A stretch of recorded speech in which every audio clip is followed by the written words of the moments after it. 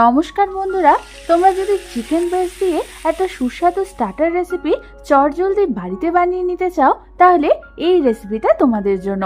আজকে আমি তোমাদের সাথে শেয়ার করব গ্রিলড চিকেন ব্রেস্টের একটা দারুণ রেসিপি, যেটা সুস্বাদু হওয়ার সাথে সাথে হেলদিও বটে। তাহলে চলো রেসিপিটা শুরু করে ফেলি।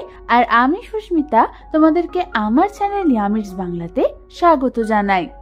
এই রান্নাটার জন্য আমি এখানে দুখানা চিকেন ব্রেস্ট পিসকে ভালো মতো ধুয়ে নিয়েছি। এবার আমাদের অন্যদিকে দুখানা চৌকো করে কাটা বাটার পেপার নিয়ে নিতে হবে। বাটার পেপার না থাকলে তোমরা এর পরিবর্তে প্লাস্টিক র্যাপও ইউজ করতে পারো। এবার একটা বাটার পেপার নিচে দিয়ে তার উপর একটা চিকেন ব্রেস্ট রেখে উপর দিয়ে আরো একটা বাটার পেপার আমাদের ঠিক এইভাবে চাপা দিয়ে দিতে হবে। এবার একটা ভারী কিছু জিনিস দিয়ে চিকেনটার উপরে ঠিক এইভাবে বাড়ি মেরে মেরে চিকেনটাকে আমাদের এইভাবে অল্প একটু ফ্ল্যাট করে নিতে হবে। তোমরা দেখো আমাদের একটা চিকেন ব্রেস্ট পিস কিন্তু ফ্ল্যাট করা হয়ে গেছে। এবার এটাকে অন্য একটা পাত্রে রেখে দিয়ে আরো একটা চিকেন ব্রেস্ট পিসকেও এইভাবে ফ্ল্যাট করে নেব।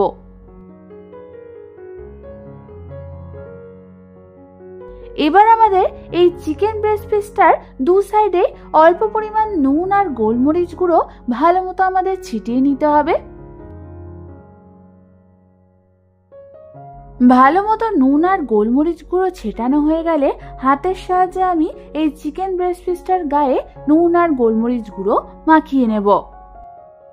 এবার এটাকে সরিয়ে রেখে অন্যদিকে আমি একটা বাটির মধ্যে নিয়ে নিয়েছি প্রায় 1 টেবিল চামচ পরিমাণ সয়া সস, 1 টেবিল চামচ পরিমাণ রেড চিলি সস, 4 টেবিল চামচ পরিমাণ অলিভ অয়েল, 1 টেবিল চামচ পরিমাণ মধু, আর দিয়ে দেব 1 টেবিল চামচ পরিমাণ কুচনো রসুন, 1 টেবিল চামচ পরিমাণ কুচনো আদা, হাফ চামচ পরিমাণ চিনি, হাফ চামচ পরিমাণ অরিগ্যানো, হাফ চামচ পরিমাণ চিলি ফ্লেক্স, আর দিয়ে দেব একটা অর্ধেকটা লেবুর রস।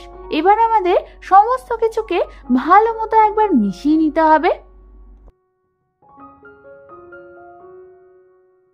ভালো মতো সমস্ত কিছু মেশানো হয়ে গেলে এটাকে আমি ওই চিকেন ব্রেস্ট পিসগুলোর উপরে দিয়ে দেব।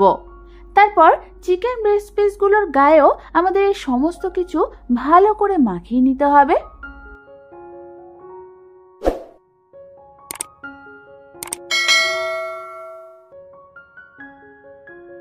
ভালো মতো মাখানো হয়ে গেলে এটাকে আমি ম্যারিনেট হতে রেখে দেব কমপক্ষে আধ ঘন্টার জন্য।